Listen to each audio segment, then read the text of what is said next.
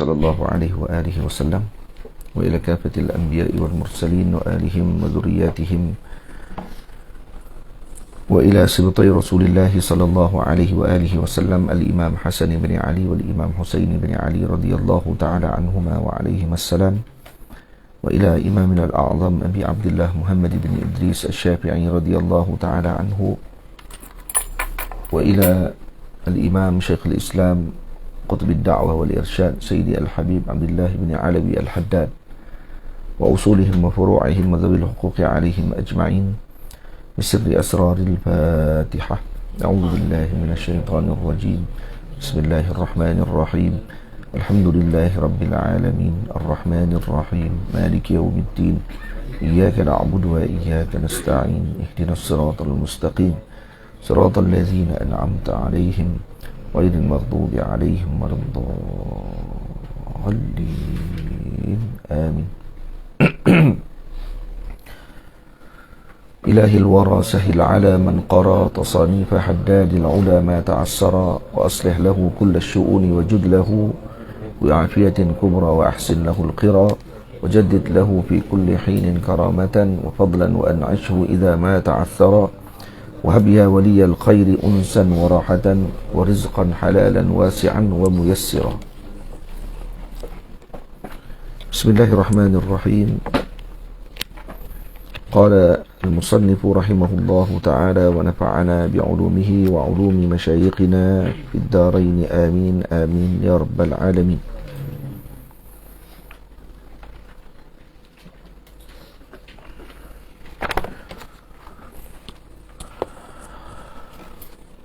Faslun, fasal yang ke-17. Fasal terakhir sebelum khatimah. Faslun fi suhbatil akhyari wa adabil muridi ma'a syaikhihi wa awsafis syaikhil kamili. Fasal pada menceritakan tentang suhbatil akhyar, yakni bersuhbah dengan orang-orang yang terpilih. Wa adabil muridi ma'a syaikhihi, dan adab murid bersama dengan syekhnya, dengan gurunya. Wa awsafis syaikhil kamili, dan sifat syekh yang sempurna. Syaikhil kamil dengan makna yang sempurna untuk diikuti. Dan kamil ini tidaklah menafikan bahawa dia manusia. Tamam? Jadi jangan bila sebut Syaikhul Kamil kata al-kamil huwa Allah. Ini sikap sebahagian daripada orang-orang yang fikirannya tidak berapa jelas dan betul. Sampai ke kamil tu pun dia tak boleh nak terima. Jadi kalau kitab Insan Kamil, dia tak boleh terima, dia kata al-kamil huwa Allah. Jelas-jelas ada awal yang sebut insan. Insan tu makhluk. Bila sebut makhluk yang sempurna, ini pada maksud apa? Pada maksud dari segi makhluk. Ini kesempurnaan pada sudut makhluk bagaimana? Itu maksud dia.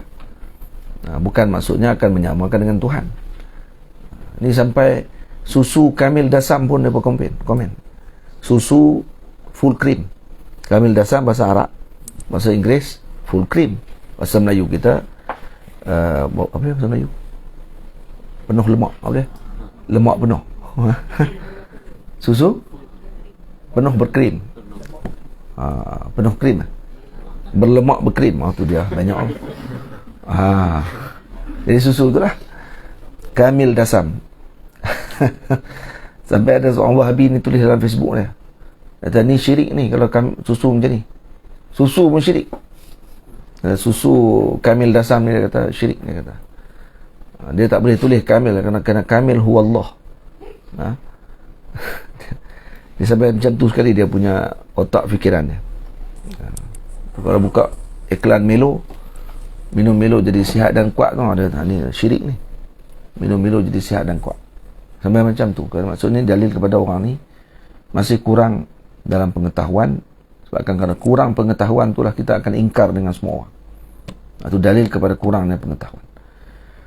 Baik, kata musannif, kata al-Imam Abdullah bin Alawi al-Haddad, wal takun laka ayyuhal muridu aynayatun tammatun bi suhbatil akhyari wa mujalasatis salihin al-abrari.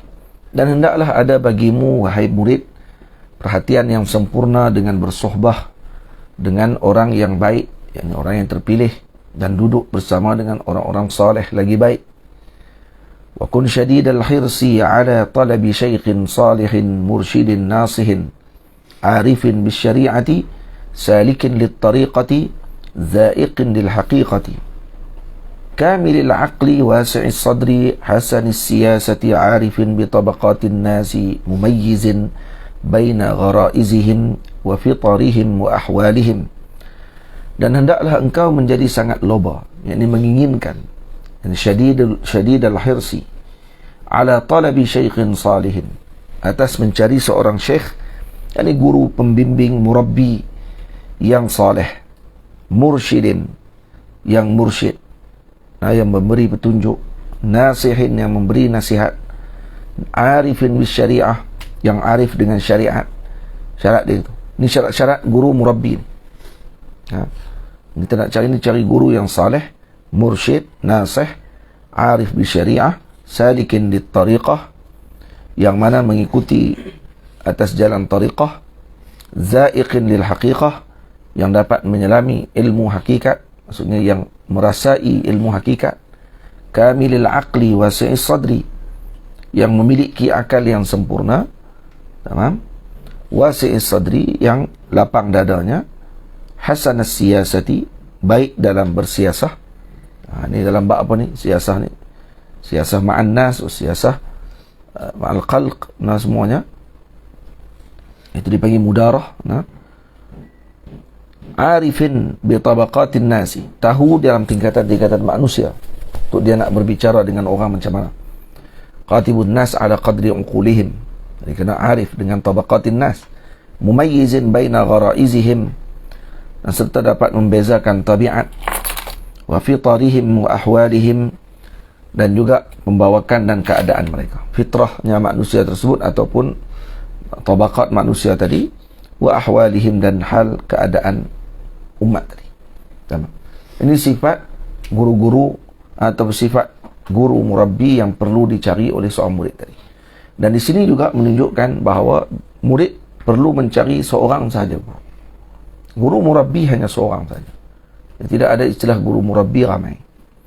Karena guru ada beberapa bahagian. Ada dipanggil guru tarbiyah, iaitu guru murabbi. Yang kedua disebut guru barakah.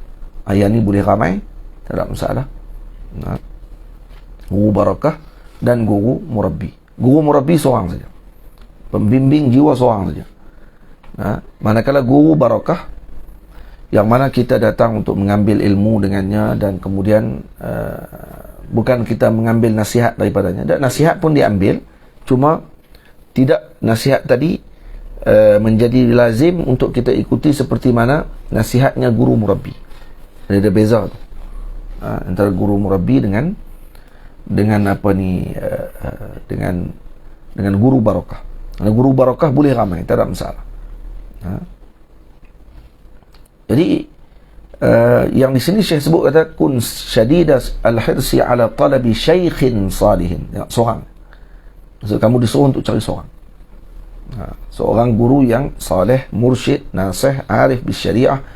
Syarat dia mesti ada yang disebutkan oleh Sayyidi al-Imam Abdullah bin Alawi al-Haddad radhiyallahu ta'ala anhu. Fa in zafirta bihi fa'alqi nafsaka alaihi wa hakkimhu fi jami'i umurik. Maka jika engkau berjaya meraihnya, mendapatkan guru atau syekh murabbi, mursyid tadi, lemparkanlah dirimu kepadanya. Dan waraja' ila ra'yihi wa masyuratihi fi kulli sya'nika waqtadi bihi fi jami'i af'alihi wa aqwalihi. Dan kemudian jadikanlah dia menghukumi dalam sekalian urusanmu. Waraja' ila ra'yihi wa masyuratihi, dan kena kembali kepada pandangannya, pendapatnya, fi kulli sya'nika, pada semua perkara yang engkau hadapi, mesyuarat dengan dia dalam semua perkara yang kita hadapi, waqtadi bihi fi jami'i af'alih, dan engkau ikutilah dia dalam sekalian perbuatanmu dan ucapanmu, illa fima yakunu khassan minha bimartabatil masyiqah, melainkan kalau khusus baginya pada kedudukannya sebagai guru saja yang boleh bercakap dengan perkara tersebut, ataupun yang khusus kepada guru, yang perbuatan tadi khusus kepada guru saja. Apa dia? Kamu qalatatin nasi, seperti bergaul dengan manusia dan lingkungan mereka, wa mudaratihim, dan juga berdakwah kepada mereka dengan dekat. Mudarah ataupun orang panggil apa, bersiasah dengan manusia. Wa da'watil qaribi wal ba'idi ila Allah, dan berdakwah kepada yang dekat dan jauh kepada Allah. Wa ma ashbaha dzalika fatusallimuhu lahu, maka itu diserahkan urusan tadi kepada beliau. Bukan serahkan dirimu ni, la. Fatusallimuhu lahu maksudnya diserahkan urusan tersebut kepada guru tadi. Ini hu kembali kepada apa?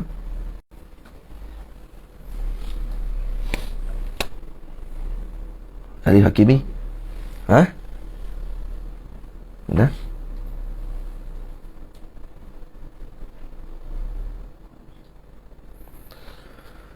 Hafiz, hu kembali ke mana-mana? Fatusallimuhu lahu.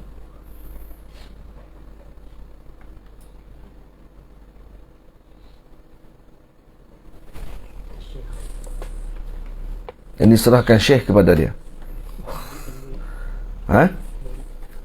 Fatusallimul murid lahu. Mana murid dalam tu?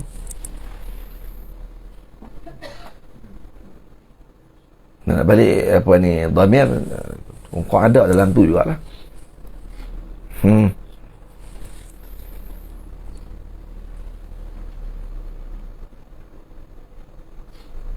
Nama apa ni? Entah nama apa lah, lupa. Fatih. Fatih. Tahu mana ni? Kopiah lawa Fatih. Orang ingat Mekah. Ada. Tengok ingat tadi orang Bangladesh tadi. Ada. Fatusallimuhu lahu. Ni pelajar Universiti Melayu. Baru masuk ke? Dah masuk lama dah? Organisasi. Bahagian apa? Pengajian Islam. Pengajian Islam maksudnya Suluddin, semua mengaji lah. Oh. Cara nak berlepas. Cara nak berlepas diri sikit-sikit Okey. Ada jumpa dia punya dhamir dia. Tatusallimuhu, ada marji' dhamir dia. Dhamir tu lahu tu lah. Hafiz tadi pada murid. Betul? Allah. Serahkan Allah kepada syekh. Ajib ni lagi ni luar biasa ni.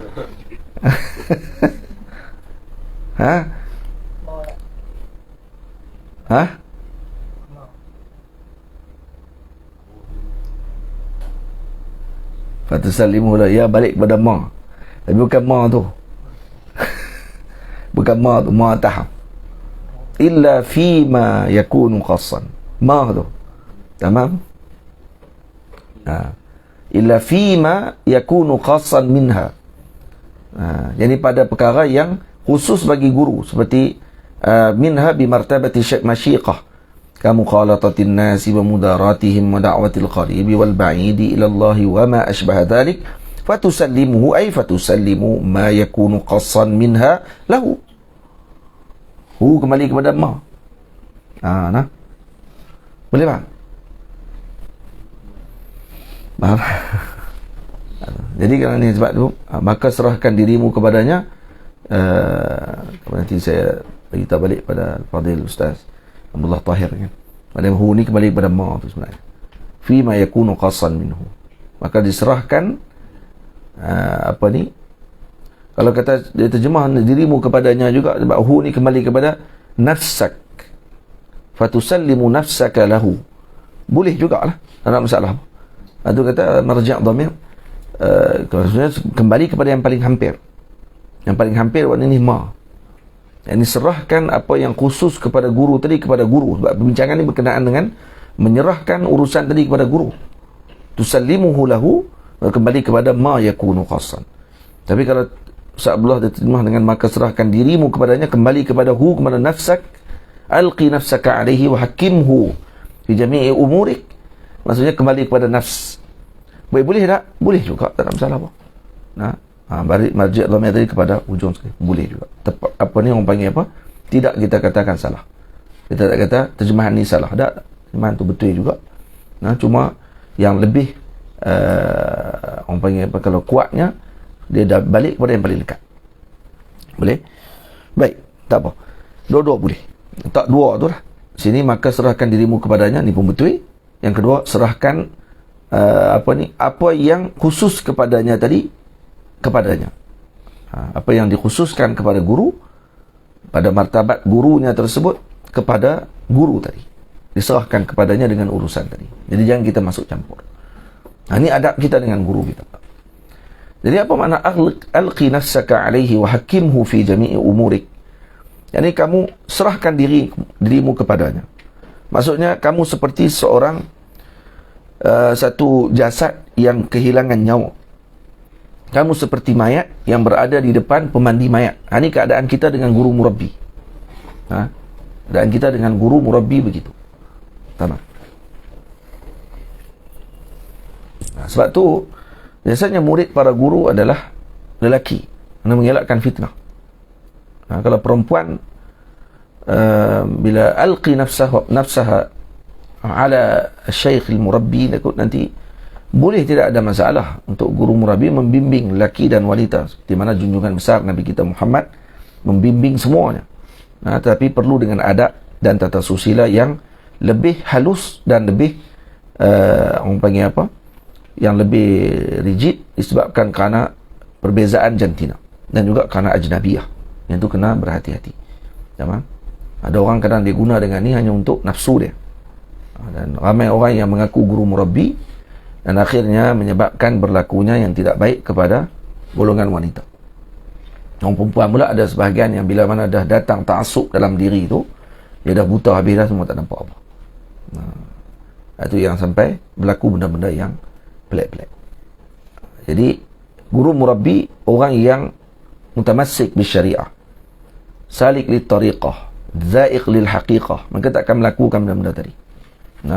Maka tak akan melibatkan diri dengan perkara-perkara tersebut.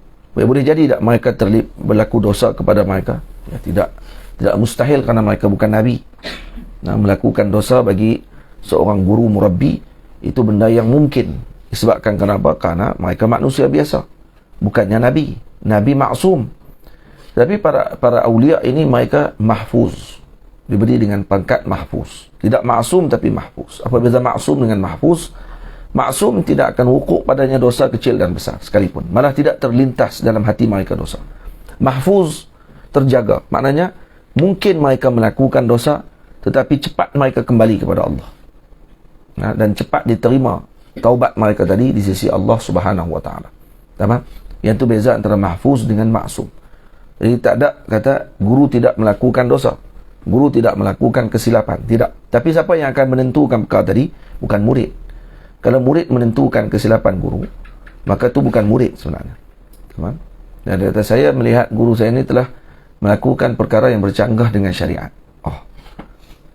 Maksudnya waktu itu dia bukan murid lah. Sebab dia boleh tahu guru dia melakukan perbuatan yang bercanggah. Sebab apa? Sebab dia di atas pada guru, dia boleh tahu. Dia tak tahu. Macam mana dia boleh tahu kata guru tadi melakukan kesilapan? Betul ke kesilapan tadi? Seperti mana yang dia pandang dengan mata dia tadi? Ini yang berlaku kepada Nabi Allah Musa AS dengan Nabi Allah Khadir. Sama. Bila mana Nabi Khidir AS melakukan perbuatan yang zahirnya bercanggah dengan syariat, membunuh orang, memecahkan kapal, dan kemudian melakukan kebaikan kepada orang yang melakukan buruk kepadanya, iaitu dengan mendirikan dinding. Dan akhirnya Nabi Allah Musa AS pada semua tiga-tiga keadaan tadi menegur Sayyidina Khadir AS kerana melihat pada ain syariah. Maka Sayyidina Khadir AS memaklumkan, kata, ini beza aku dengan kamu, ini beza kamu dengan aku. Hadza firaqun baini wa bainak.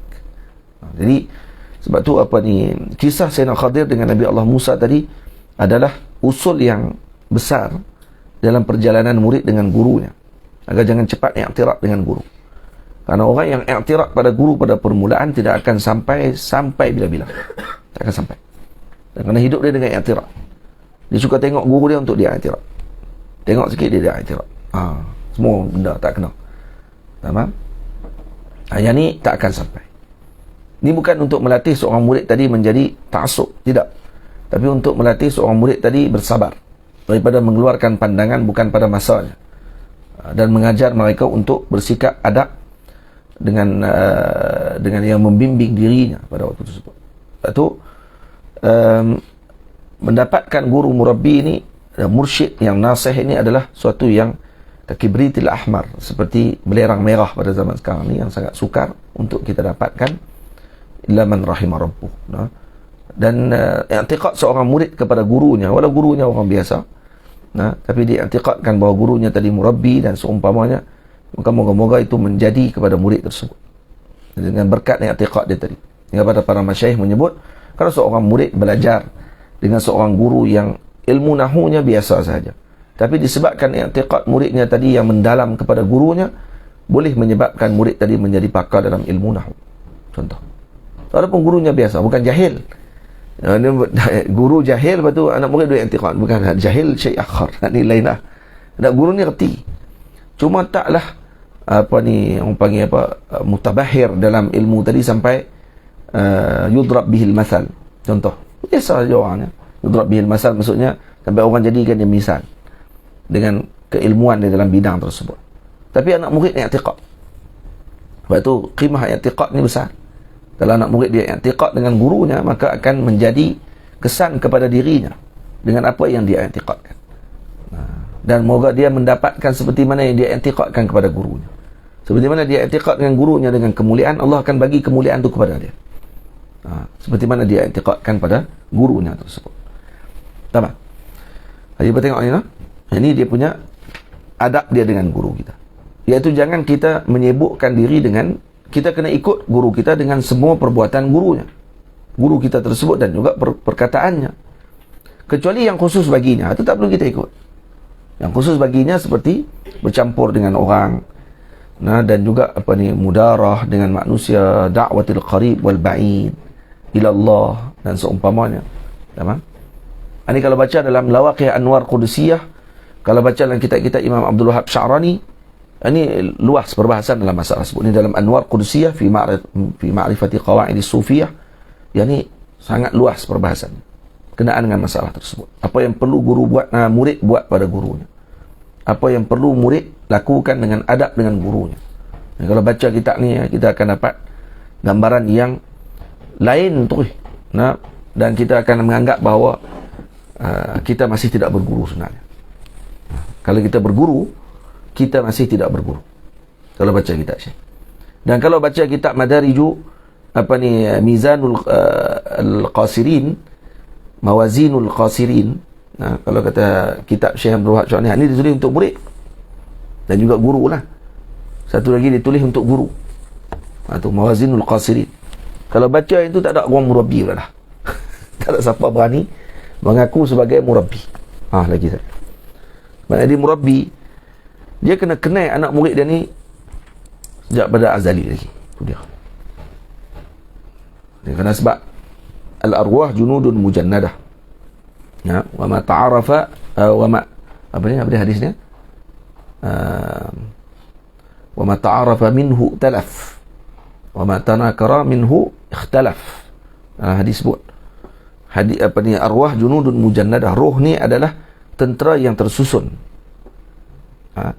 Mana-mana yang rohnya tadi telah berkenalan pada alam roh, maka dia akan datang ke alam bumi ini dalam keadaan mereka telah ta'aruf. Iktalaf, maksudnya dah rasa jinak hati kita. Lepas ada orang kita jumpa dengan dia, tak pernah jumpa dengan dia. Kali pertama jumpa kita dah rasa jinak hati kita dengan dia, rasa kasih dah dengan orang tersebut. Tamam? Ada orang yang kita jumpa dia kali pertama aja jumpa, tu pun selisih kat pasar raya, tapi jadi nak marah, tak tahu sebab apa. Tengok muka dia rasanya dia nak buh menepak.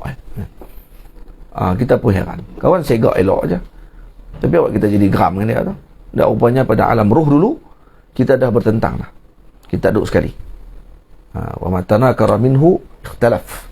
Manakala yang dah munakarah, maksudnya ketika mana di alam roh lagi mereka telah bertentang, mereka tak akan sekali. Faham? Jadi guru yang mursyid, kata Imam Abdul Wahab Sya'rani, dia kena kenal guru, anak murid dia ni sejak pada alam azali lagi. Kata ni muridnya. Faham? Tak perlu dakwah lah. Tak perlu mendakwa. Tak kira main anak murid ni, saya dah kenal kamu lama dah. Macam kita dah telah berteman lama dulu. Masya Allah. Itu beda nak ikat anak murid tu. Anak murid pun kata, Masya Allah, rupanya Tok Guru kenal saya lama dah. Jenis buta tuli ni pun kadang dia macam-macam juga. Dia ni licik lah. Licik. Mainan syaitan ni licik. Sebab tu guru-guru kami di Al-Azhar, orangnya lebih kepada janib syariat. Dan satu kelompok dipanggil malamati. Malamati disebut oleh Al-Imam Ibnu Ajibah radhiyallahu ta'ala. Di dalam kitab ni dia cerita pasal ni, kitab ni Ma'arijut Tashawuf ila Haqa'iqit Tasawuf. Ni kitab cerita berkenaan dengan istilah-istilah dalam sufi yang digunakan oleh para ulama sufi dan apa dia tafsiran dia. Juga di kalau ni Manhal As-Safi ni Syekh Daud Fatani. Syekh Daud Fatani cerita juga berkenaan dengan rumus sufi dan juga istilah tasawuf. Ini pun bagus kitab, Masya Allah. Kalau baca dapat gambaran juga dengan masalah-masalah tersebut. Kita duk baca ni. Ini kalau kata dalam Manhalus Safi, dalam Ma'arijut Tasawuf disebut di sini ada peringkat-peringkat disebut di sini apa dia? Ada murid, ada faqir, ada malamati, ada al-muqarrab. Ada muqarrab. Baik, apa dia malamati? Malamati huwa alladhi la yudhiru khairan wa la yudmiru syarran. Malamati adalah kelompok yang tidak menzahirkan kebaikan dan tidak menyembunyikan keburukan. Maksudnya ini jenis kebaikan dia tak tunjuk ke orang, keburukan dia tak sembunyi. Ai huwa alladhi yukhfi wilayatahu wa yuzhiru min ahwali ma yunaffiru an-nasu anhu. Dia menyembunyikan kewaliannya, menzahirkan hal yang menyebabkan orang akan berpaling daripadanya. Dia panggil kelompok malamati. Ini dia punya istilah dia. Tamam? Jadi kelompok malamati ni kadang kita tengok dia akan buat benda yang pelik-pelik. Lagi dia pakai topi Mahizin, lepas tu dia pakai seluar jin, lepas tu dia silap terkoyak kat lutut belah ni, pegang gitar, main gitar, buat macam orang biasa. Dia tidak menzahirkan kebaikan, dia tak tunjuk pun kata-kata dia ni adalah ahli zikir. Dia tunjuk macam biasa. Ini sebahagian orang di Mesir pun ada dulu kelompok-kelompok macam ni, malamati ni. Dia tidak menzahirkan kebaikan dan tidak mendamirkan keburukan. Ini jenis keluar dengan orang perempuan pun dah. Duduk makan sekali satu meja dengan orang perempuan, tapi pegang tasbih. Lepas tu dengar lagu rock. Ni dia permulaan murid tu tu murid tapi nak jadi malamati. Padahal tu yang malamati ni kelompok awliya yang mereka menyebabkan orang berpaling daripada mereka. Ini tak, mereka ni baru peringkat murid, pergi ikut kelas-kelas pengajian dengan guru-guru mereka ni, tiba-tiba tu nak jadi benda yang menyebabkan orang munafir daripada mereka.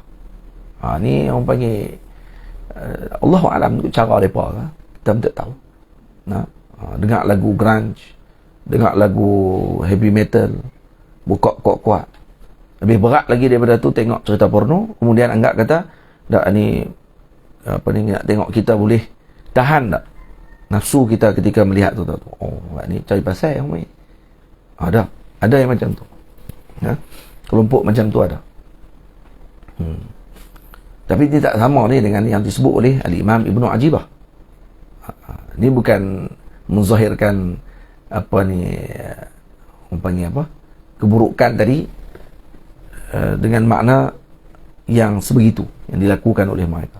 Ala kulli hal, golongan malamati tidak boleh dijadikan sebagai panduan kita. Yang tu tak boleh jadikan panduan kita.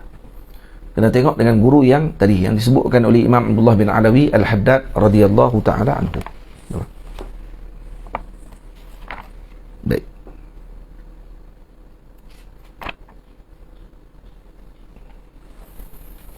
Ni kalau tengok adab murid dengan gurunya, ni saja adab murid dengan guru ni. Berapa muka surat ni? Kat 100.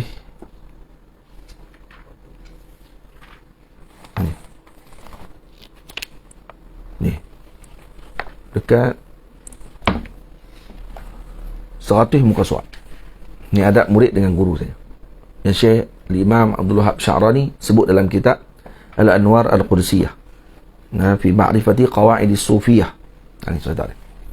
Kalau nak baca sesuatu ni, dia daurah satu lagi pula. Daurah satu lagi kitab. Syekh Abdul Wahab Sya'rani banyak kitab berkenaan masalah ni. Masalah murid sadiq, murid ghairu sadiq ada juga. Murid yang benar, murid yang tidak benar. Dia tulis macam mana sikap murid yang benar dengan murid yang tidak benar. Kemudian diceritakan tentang para guru. Diceritakan tentang adab-adab, dan ni qawaid ni penting ni. Qawaid tasawuf ni penting.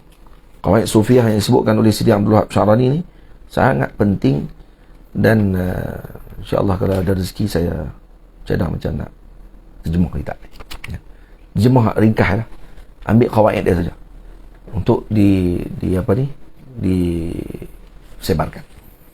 Baik, wala ta'tarid alaihi fi syai'in min ahwalihi la zahiran wala batinah. Tu. Jangan engkau i'tirad, membantah ke atasnya pada sesuatu daripada ahwalnya, sama ada zahir maupun yang batin. Ini adab murid dengan guru. Jangan i'tirad dengan guru tersebut pada zahir ataupun batin guru tersebut. Wa in waqa'a fi qalbika syai'un min al-khawatiri fi jihatihi fajtahid fi nafyihi anka fa illam yantafi fahaddith bihi syaikha liyu'arrifaka wajhal qalas minhu. Dan sekiranya jatuh ke dalam hatimu sesuatu dari lintasan buruk terhadap dirinya, maka berusahalah untuk menafikannya daripada fikiranmu. Kena nafikan. Fa illam yantafi, kalau tak ternafi juga, demai lagi. Kalau tak khawatir pun, ada orang duk pergi cerita, kata guru kamu ni sebenarnya begini. Nah, murid yang sadiq, dia akan nafikan perkara tersebut terus. Murid yang kalau kata dia masih nak nafikan tapi tak berjaya, hati dia masih duk main lagi dengan sebab masuknya khawatir tersebut, maka hendaklah dia memaklumkan kepada guru tersebut, hadis bihi syaikha liyu'arrifaka wajhal qalasi minhu, untuk guru tadi dapat memberitahu cara menghilangkan lintasan tersebut. Wa kadzalika tukhbirahu bikulli ma yaqa'u laka khususan fi ma yata'allaqu bit tariq. Dan juga hendaklah engkau beritahu gurumu bagi setiap sesuatu yang terjadi kepadamu. Apa yang terjadi saja, mimpi kita, perasaan kita, dan juga khawatir kita. Lagi ada ilham yang kita dapatkan. Bukan ilham. Ini Ilhamuddin pula. Jadi semua benda yang kita perolehi dalam perjalanan, dalam sangkut paut dengan perjalanan kepada Allah ni, diceritakan kepada guru kita. Jangan dirahsiakan daripada dia. Ceritakan. Moga mendapat petunjuk daripada dia. Seperti mana para sahabat Nabi ridwanullah alaihim ajma'in tidak meninggalkan suatu pun, melainkan kesemuanya diceritakan kepada Nabi SAW. Itu disebut di sini dalam adab. Ini antara adab pertama juga dalam kitab ni, Lataif Anwarul Qudsiyah, iaitu murid, kata Syekh Abdul Wahab Sya'rani, la yaktum an syaikhihi syai'an min ahwalih, tidak sembunyikan sedikit pun daripada ahwalnya kepada gurunya. Tamam? Dia jangan sembunyikan sikit pun. Jadi apa maksud dengan kata dia, wa min sya'nihi an la yaktuma an syaikhihi syai'an min ahwalihi adh-dhahirati wal batinah hatta al-qawatiri allati istaqarrat 'indahu, wa mata katama anhu syai'an faqad qanahu fi suhbah. Itu dia.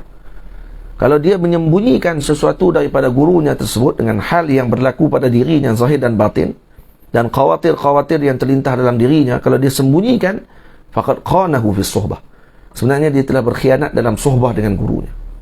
Itu dia tak selesai lagi dengan gurunya, ada benda disembunyi. Wa kana alaihi tajdidu suhbati, In aradaha. Dia kena tajdid semula sohbah tadi dengan gurunya. Dia kena tajdid, kena memulakan balik.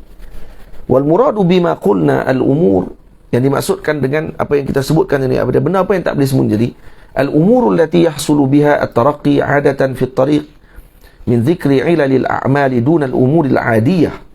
Itu dia. Jadi kalau di sini saya lebih khususkan kata perkara yang berkait dengan taraqqi 'adatan fi at-tariq, yang meningkatkan perjalanan dalam tariq, bukan dengan perkara-perkara adi yang berlaku. Itu ada sebahagian ulama kata kalau dalam bab dengan guru kita murabbi, yang kita nak bincang apa dia dalam urusan apa? Dalam urusan berkait dengan hal kita dengan Allah, hati kita dengan Rasul sallallahu alaihi wasallam. Itu yang kita kena bincang. Baik kalau berkahwin macam mana pula? Kalau bab perkahwinan yang ni dituntut ataupun dianjurkan kepada kita untuk kita berbincang dengan guru kita. Bukan semestinya itu menjadi kalam yang lazim bagi guru tadi menentukan kepada murid tersebut. Kerana itu termasuk umur adiyah dipanggil. Wa ajma'u ala annahu idza hasala min al-murid mukhalafatan li isharati shaykhihi. Jadi kalau kata guru dia kata kamu kena kahwin dengan fulana. Dan murid ni kata tak, saya tak boleh kata kalam ni. Adakah dia dikira menderhaka dengan gurunya? Tidak dikira menderhaka dengan guru pada ketika. Sebutkan apa? Kerana termasuk umur adiyah. Atau kalau guru tu murabbi dia sekalipun. Cuma guru tadi pun kena reti juga adab dia dengan murid dia tadi. Itu hanya dianggap sebagai irsyadnya sahaja, bukan ilzam kepada murid tadi untuk, maksudnya melazimi kepada murid tadi untuk mewajibkan dia mengikuti pandangan dia. Tamam. Wa ajma'u ala annahu idha hasala min al-murid mukhalafatan li isharati shaykhihi aw jinayatin ala ahadin bighairi haqqin kana alayhi an yuqirru bayna yadayhi bil jinayah على الفور ثم يستسلم لما يحكم به عليه شيخه من العقوبات للنفس على تلك الجناية من سفر يكلفه أو خدمة شديدة أو جوع شديد ونحو ذلك. Jadi kalau kata ijma' para sufi mengatakan kalau murid tadi melakukan sesuatu yang mukhalafah dengan isyarat gurunya ataupun melakukan jenayah kepada seseorang yang lain tanpa hak, maka hendaklah dia pergi mengaku depan gurunya apa yang dia telah lakukan. Contoh kalau dia melakukan zina, contoh na'udzubillah min zalik, dia kena pergi maklum kepada gurunya, saya telah melakukan kesilapan, saya telah buat dosa yang besar. Ini contoh daripada mana? Daripada para sahabat Nabi ridwanullah alaihim ajma'in. Ketika mana mereka melakukan kesilapan, mereka akan terus datang kepada Nabi SAW dan mengakui terus di depan Nabi SAW untuk Nabi menghukum kepada mereka dengan uqubah apa yang perlu bagi mereka. Sama ada diarahkan kepada murid tadi untuk bermusafir. Kamu kena musafir selama berapa lama, yang mana akan menyebabkan dia jadi sukar dalam perjalanan tersebut, ataupun khidmat syadidah, dia kena berkhidmat dengan khidmat yang berat, ataupun dia kena berlapar atau seumpamanya. Wa ajma'u ala annahu la yajuzu lil asyaqi at-tajawuz an zallatil murid لأن ذلك تضييع لحقوق الله عز وجل. وكذلك أجمعوا على أنه لا يجوز للشيخ أن يلقن المريد شيئا من الأذكار مع التلقين الخاص إلا بعد تجرد المريد من كلا علاقة دنيوية. Tamam. Dan ijma' lagi para ulama sufi, tidak harus bagi para guru tajawuz an zallatil murid. Kalau murid melakukan kesilapan dengan tergelincir jalannya, tak boleh guru membiarkan. Tengok murid tu tergelincir, dia biarkan, tak ditegur murid tersebut kerana segan. Dan seumpamanya Syahrimi tu dia ni teruk gelincir ni, dan juga Wildan tu dia dua orang dan juga Izzat dah Izzat ni payah tidur lah ni, tak tengok dia tidur dalam kelas. Yang tu bagus lah. Tapi bila tanya tak dengar suara. Tidur tak? Alhamdulillah. Cakap ni lah, tak tahu lah dia pandai berlakon. Dia tidur sambil angguk, dia boleh jadi tak? Dia ada, tidur sambil angguk. Tidur sambil dengar khutbah Jumaat dia panggil. Tapi Syarimi tak boleh. dia tak ada perbincangan. Dia tidur depan Tok Khotib pun sama macam dia tidur dalam bilik dia. Cuma tak buh bantai lah. Kalau buh bantai kat belakang, aku rasa dia baring lah. Baring siap dalam masjid tu. Baik. Bangun. Cerah dah mata, alhamdulillah. Tadi merah jadi putih dah mata. Wa yajibu, dan juga guru tidak boleh untuk talqinkan murid dengan zikir khas.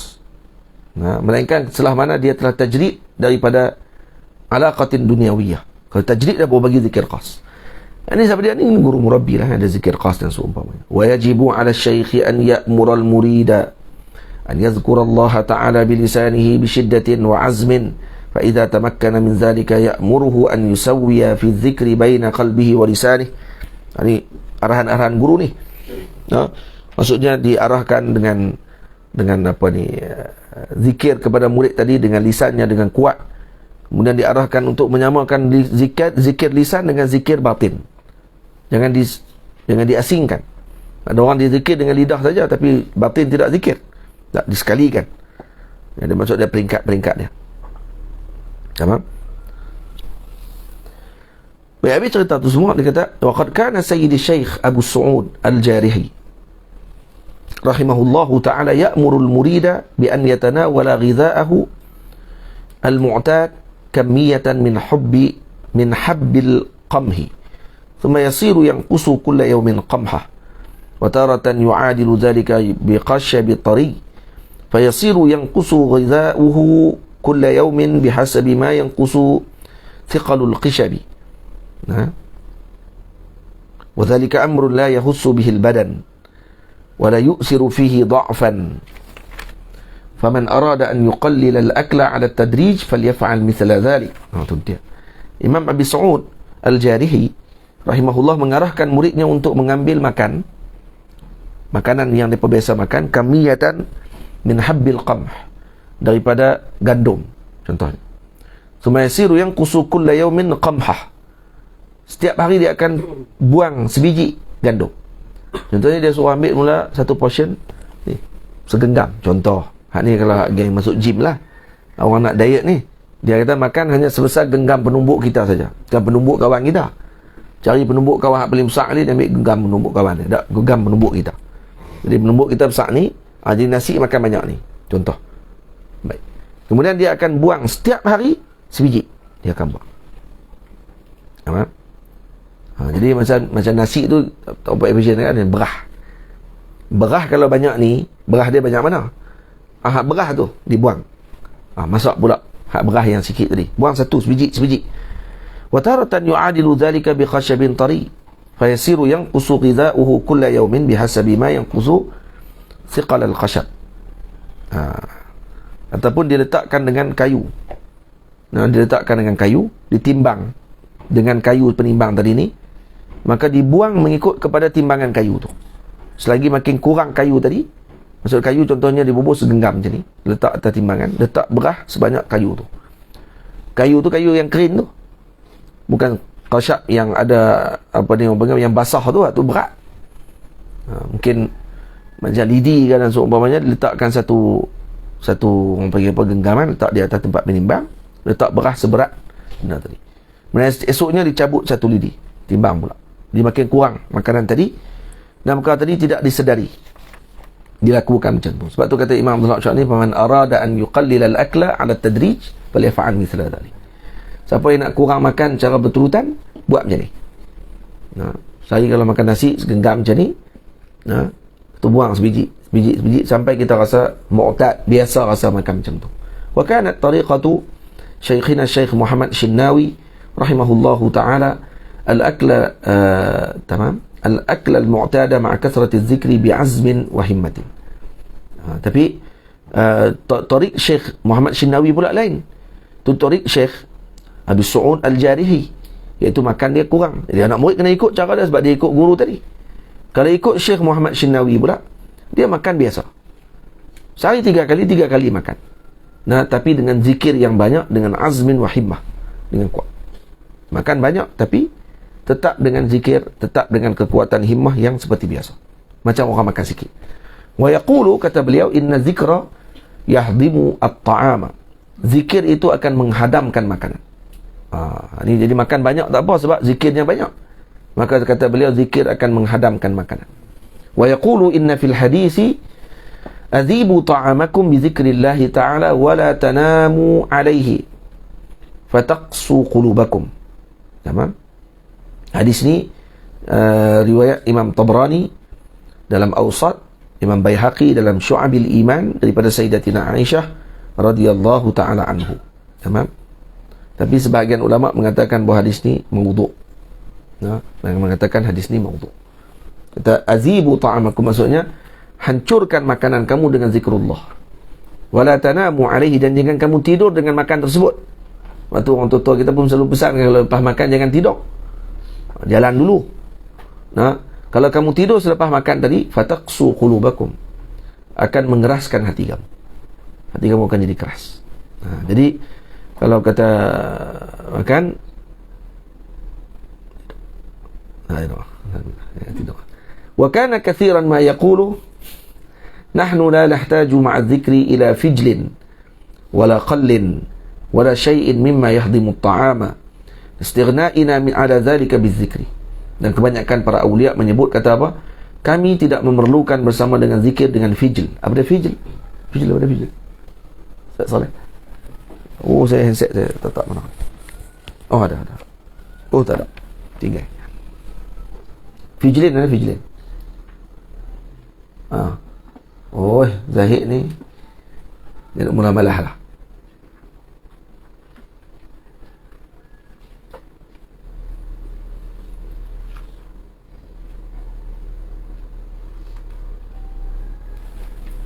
Ada?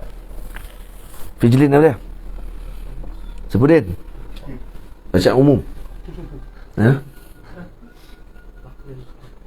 Baklil ma'ruf. Baklil ma'ruf. Memang lagi tak ma'ruf. Dia kacang. Bakli kacang. Fijlin ni kacang. Apa dia? Full lah. Fujul. Sini baca fijl. Lobak. Oh, lobak. Oh. Ingat ke kacang apa? Gelobak? Oh, lobak. Carrot lah.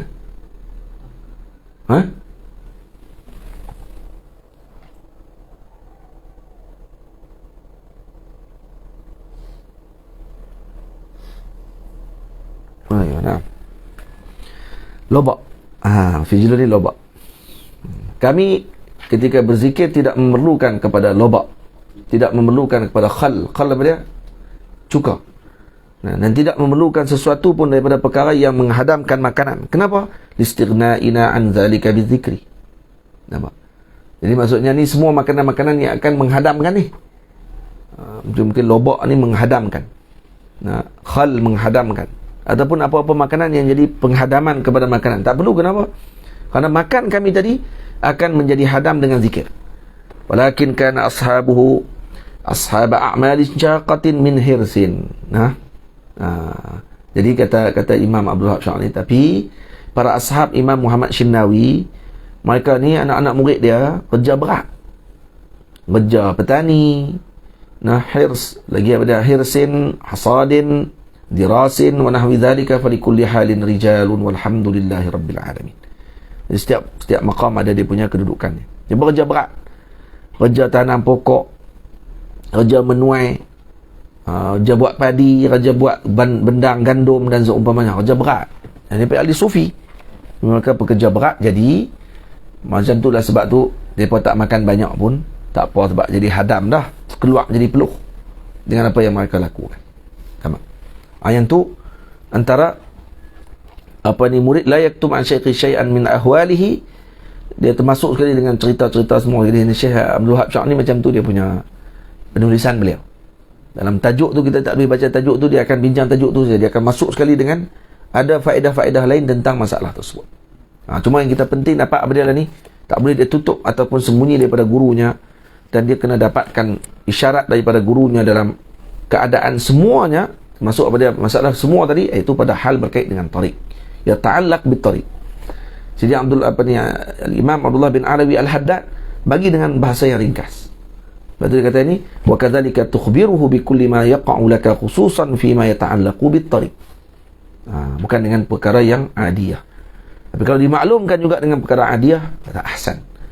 wahzar an tuti'ahu fil alaniyati bihaythu ta'lamu annahu yattali'u 'alayka wa ta'sihi fis sirri wa haythu la ya'lamu fataqa'u fil halaki.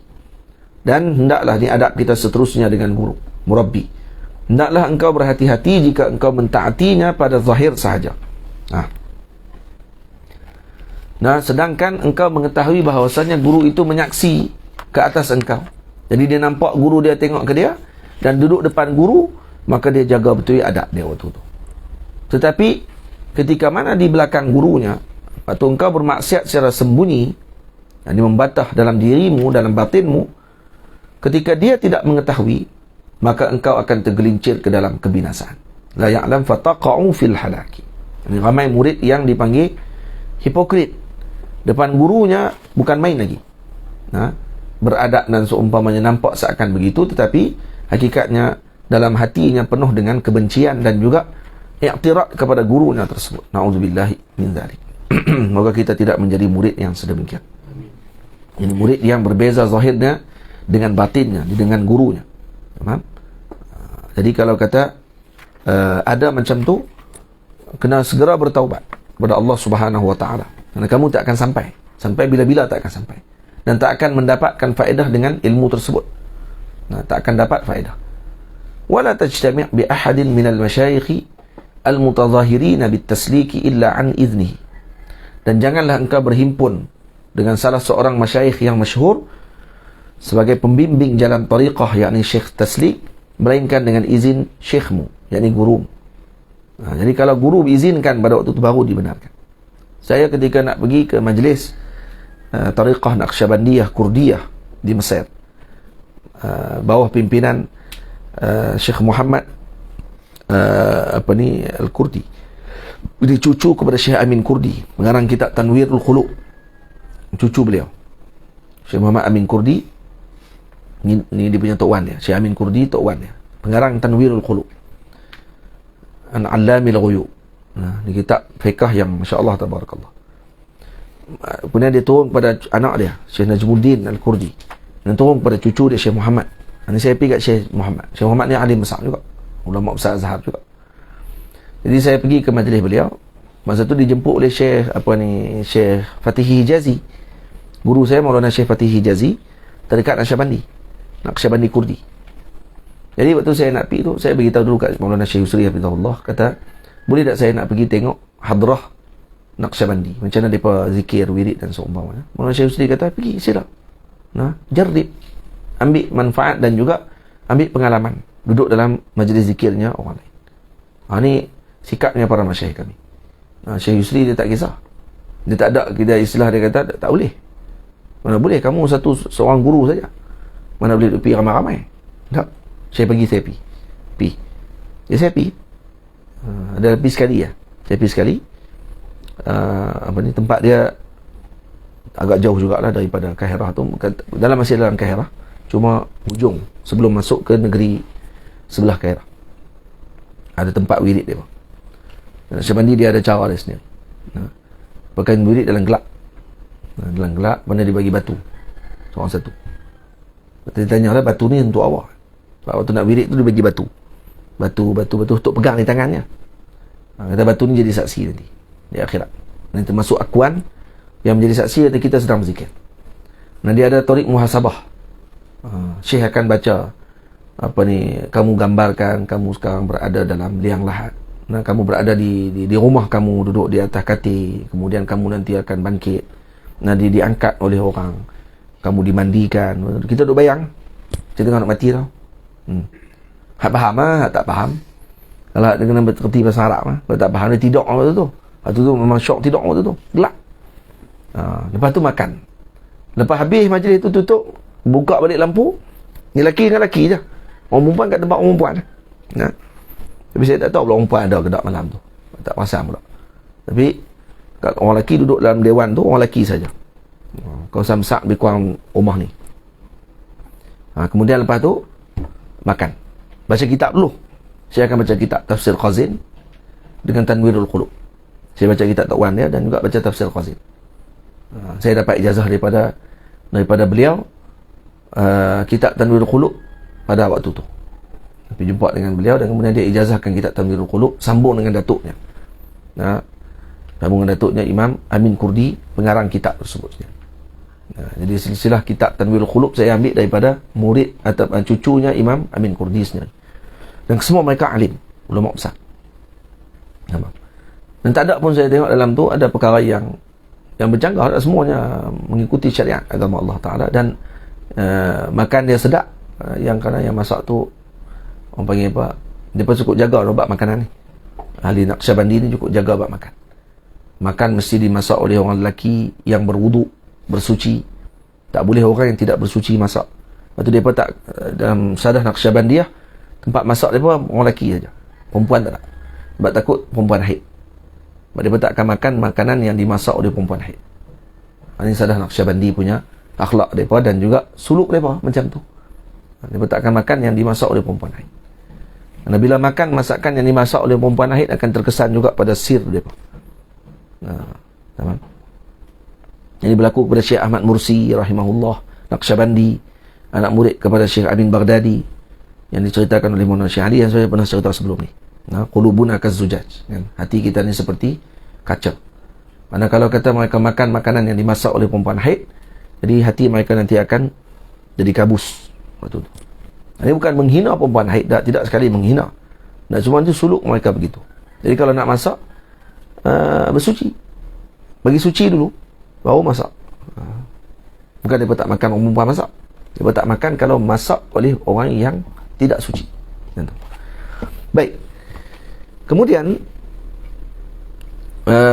wala tajtami' bi ahadin minal masyayikh al-mutadhahirin bitasliki illa an idnihi. Kena izin guru dulu. Kena izin daripada guru bimbing kita dulu. Jangan pakai todong pi saja. Fa in adina laka fahfaz qalbaka wajtami' biman aradta wa illam ya'dhan laka fa'lam annahu qad athara maslahataka fala tattahimahu wa tadhunna bihi al-hasada wal ghirata. Maka jika dia mengizinkan bagimu untuk berkumpul dengan syekh lain, maka hendaklah engkau menjaga akan hatimu dan berkumpullah engkau dengan syekh mana yang engkau kehendaki. Tamam? Ini kalau kata kita dapat jaga adab kita dengan guru kita. Guru kita izinkan untuk kita pergi kepada guru yang lain, maka kena jaga adab kita dengan guru kita. Jangan kita hilang perasaan kita dengan guru kita. Itu maksud. Ni kamu dah pergi jumpa dengan guru lain. Kamu melihat guru tadi ada kelebihan berbanding daripada guru kamu. Kamu dah mula hilang perasaan pada guru kamu yang murabbi kamu tadi. Maka ni telah buruk adab pada waktu tersebut. Buruk adab. Karena guru murabbi seorang saja. Baik, ketika dia izinkan untuk pergi ke tempat lain tadi, maksudnya apa dia? Dia izinkan untuk kamu mengambil pengalaman berada dengan guru yang lain. Ini dalil kepada sa'atis sadr, luas dadanya dan juga lapang dadanya dalam memberikan izin. Dia tak kawai lah, maksudnya dia tak orang panggil apa, pulun dekat dia seorang saja. Tak. Tapi kalau kata kamu tidak jaga adab pada waktu tersebut, tengok kata di sini fa'lam annahu qad athara maslahatak. Ini kenapa? Karena dia telah melebihkan maslahahmu pada waktu tersebut. Fala tattahimahu wa tadhunna bihi al-hasada wal ghirah. Dan jika sekiranya syekhmu, gurumu yang ini tidak mengizinkan kepada engkau untuk berkumpul bersama dengan guru yang lain, maka hendaklah engkau ketahui bahawasanya dia, yakni syekh kamu tadi, sesungguhnya telah mengutamakan kemaslahatanmu, yakni yang terbaik untukmu. Maka janganlah engkau tohmah, melemparkan tuduhan, dan apatah lagi menyangka syekhmu hasad dengan cemburu kepadamu. Jadi jangan berasa macam tu. Kata guru saya ni cemburu lah ni, hasad lah tu dengan guru seorang lagi. Mungkin guru tadi dia punya wali je lagi sakan lagi. Ada sebahagian murid daripada Syekh Ad-Darir. Imam Ad-Darir ni, dia ni buta. Dia panggil, tak silap, bukan Ad-Darir, Ibnu Ghazal. Ya, Ad-Darir Ibnu Ghazal, digelar dia Ibnu Ghazal. Kenapa digelar Ibnu Ghazal? Makamnya di Mesir. Saya duk cari makamnya tak jumpa sampai lah. Katanya dekat dengan Jabal Mukhattam tu juga. Cuma duk cari pun cari cara lekeh kita lah, bukannya cari sungguh. Macam ada sebahagian kawan-kawan kita yang cari kubur sungguh ni, cari main-main ya. Sebab kita pun ada waktu macam-macam lagi. Jadi kalau pergi cari sungguh, insyaAllah jumpa saja. Makam beliau di dekat dengan Jabal Mukhattam. Mukhattam bukan kecil lah, besar kawasan dia. di kaki Jabal Muqattam. Jadi diceritakan Imam Ibnu Ghazal ni, Syekh Ibnu Ghazal ni, beliau anak raja. Waktu ketika lahir oleh ibunya, dia buta. Si ibu tadi bimbang, takut lagi ayahnya raja tadi tak boleh terima anak dia buta. Putera raja buta, takut lagi nampak cacat, dia tak mau terima. Takut nanti dia bunuh anak dia ataupun dia apa-apakan anak tersebut. Maka si ibu ni dengan penuh kegundahan bawa anak tadi pergi ke hutan. Dia letakkan anaknya tadi di hutan tersebut. Letakkan anaknya di hutan, menyebabkan Allahumma salli ala Muhammad, diserah kepada Allah Ta'ala lah. Dia kata daripada anak saya duduk di istana dan nanti dia akan dibunuh, maka lebih baiklah dia duduk di hutan. Kurang saya tak nampak apa akan berlaku kepada dia. Dan dia minta doa moga Allah melindungi dia, anak tersebut. Jadi bila mana dah lahir, dia dah bawa pergi macam tu, kebetulan suami dia musafir pada waktu tersebut. Balik dia suami daripada musafir, suami dia tanya macam mana dengan kelahiran anak kita apa semua. Dia pun maklum, kata anak dia dah mati. Sedihlah lelaki ni. Nah, raja ni sedihlah sebab dia tak sempat tengok anak dia. Tak apa. Satu hari si raja keluar berburu. Masa keluar berburu tadi, kebetulan terjumpa ada seorang budak sedang disusui oleh kijang. Kijang dalam hutan tu susu budak ni dan jaga budak ni sungguh. Maka diambilnya adak ni, bawa balik, dan ni dianggap anugerah daripada Allah. Cuma budak ni buta. Sampai-sampai dia di istana, terkejut bini dan ni anak dia. Anak dia rupanya dijaga oleh kijang. Patah balik, anak tu patah balik ke rumah, dan barulah isteri dia beritahu, inilah anak kita, saya dah letakkan, takut kamu tak diterima. Dan akhirnya dibesarkan di istana Ibnu Ghazal. Dan beliau memilih jalan kesufian, menolak jalan jadi kerajaan, dan menjadi sufi besar, wali Allah Ta'ala. Dan para muridnya, ada satu hari pergi ke satu majlis guru yang lain setelah diizinkan oleh beliau. Dia izin untuk pergi ke majlis satu lagi guru. Jadi pergi ke majlis tersebut, dan dari majlis tersebut makannya mewah. Makan mewah. Anak murid dia pun hebat tengok. Jadi murid-murid ni jadi jealous. Kata, kami duduk dengan guru kami Ibnu Ghazal, Syekh Ibnu Ghazal ni, dia panggil dia Ibnu Ghazal, anak kijang. Kalau duduk dengan Syekh ni, kata macam tak ada apa pula, makan kita lekeh-lekeh je. Jadi macam mana, balik-balik tu ada perasaan tadi. Dan dengan kasyafnya beliau, dia tahu apa yang anak-anak murid dia tu lintah dalam hati. Nampak keinginan mereka dengan makan, dengan dunia tadi masih luah. Maka dia buat apa? Dia kata, anak-anak murid ni khawatir dia apa dia? Guru kita ni miskin. Tak buat apa? Makan kita boleh lekeh ni. Dia ambil bata. Dia ambil bata, dia kata, pergi jual bata ni. Kalau kamu nak sangat makan, ambil bata ni pergi jual di pasar. Ambil bata ni, pergi jual. Anak murid kita nak jual bata, buat apa? Dia kata, ambil je bata ni. Ambil bata tadi, buah dalam bekas. Buat pergilah ke pasar. Tok guru suruh jual bata. Keluar bata tadi, jadi mah. Waktu sampai di pasar tadi, buat keluar bata tu, jadi jongkong mah bata tu sebiji. Balik terkejut, cerita dekat guru dia, kata bata tu tukar jadi mah. Tu guru dia kata, kalau nak lebih pada tu lagi boleh, kata dia. Tapi kamu gila dengan dunia. Kalau nak lebih pada tu lagi, kamu boleh dapat. Dan kamu gila dengan dunia. Hanya kerana makan saja, kamu dah mula jadi buruk sangka dengan guru dan seumpamanya, menyebabkan kamu diharamkan daripada perkara yang lebih besar daripada itu. Tamam? Ini antara perkara yang, kisah yang disebutkan oleh sebahagian masyayikh. Ini disebutkan oleh Imam Abdul Wahab Syarani dalam kitab mana saya tak ingat dah. Saya dah baca lama dah tu. Bukan dalam kitab ni lah. Allahu'alam kitab mana saya tak ingat. فَإِنْ أَذِنَ لَكَ فَحْفَظْ قَلْبَكَ وَاجْتَمِعْ بِمَنْ أَرَدْتَ وَإِنْ لَمْ يَأْذَنْ لَكَ فَاعْلَمْ أَنَّهُ قَدْ آثَرَ مَصْلَحَتَكَ. Kalau dia izin, maka kena jaga adab dengan guru kita. Hati kita kena jaga. Kalau dia tak izin, maka ketahuilah bahawa guru kita telah melebihkan maslahah kita. Jangan mentohmah guru kita dengan hasad. Jangan berburuk sangka dengan guru kita, kata dia cemburu. Jangan. Malah kita kata ini masalahnya kita. Masalahnya apa dia? Kalau kamu pergi, kamu tak boleh jaga hati kamu. Kamu tak boleh jaga perasaan kamu, menyebabkan kamu akan jadi biadab dan kamu diharamkan daripada barakah. Berkat akan dihilangkan dan akan digugurkan oleh Allah Subhanahu Wa Taala. Karena buruk adab kamu dengan gurumu. Ma'adzallahu an yasdura an ahlillahi wa khassatihi mithlu dhalik. Dan moga dijauhkan Allah daripada perbuatan bersangka-sangka kepada ahlillah dan hamba-hambanya seumpama demikian. Itu tamam. Kemudian kata guru lagi, kata Maulana Syekh Al-Imam Abdul Wahab Sya'rani, Abdul Wahab Sya'rani, Syekh Al-Habib Abdullah bin Alawi Al-Haddad radhiyallahu anhu, wahzar min mutalabati syekhi bil karamati wal mukashafati bi khawatirika. Ayat ni kita akan baca esok insya-Allah. Esok kita akan baca, kemudian akan masuk terus ke penutupnya insya-Allah. Tak payah bimbang esok habis. Esok Rabu kan? Esok hari Rabu kan? Esok akan baca, dan kemudian hari Khamis kita akan kata. Khamis mungkin kelas kita 2 kali. Pagi sekali, malam sekali. Untuk khatam malamnya. Malam kita simpan sikit untuk kita bagi ijazah pada malam tersebut. Saya akan bagi ijazah musalsal Burtulah, musalsal Topi, musalsal Allahumma salli ala Sayyidina Muhammad, apa ni? Adalah tengok esok saya pilih. Musalsal bis Sufiyah ke? Ada. Bagi kita baca kitab Sufi, kita bagi musalsal bis Sufiyah. Tapi macam itulah, musalsal ni bukan borong. Dia tak boleh jual borong. Dia orang panggil apa? Dia bukan jual di kedai runcit.